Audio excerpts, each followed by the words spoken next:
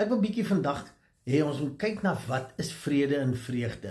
Nou onthou weer, ek glo vas, een van die belangrikste aspekte van ons journey op aarde is om te kan emosioneel te kan groei, dat ons soveel as moontlik in 'n innerlike vrede kan stap, 'n vrede, 'n vreugde wat alle verstand te bowe gaan.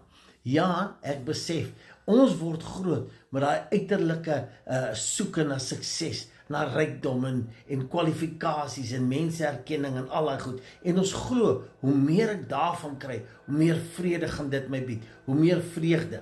Ek wil dit nie ontken nie. Ja, die arm ou kyk na die ou wat meer geld het en hy sê, "Jo, dit moet fantasties wees. Daai vryheid om te kan doen wat jy wil." En tot 'n mate is dit reg, maar dit is geen waarborg vir regte, diepe innerlike vrede en vreugde nie.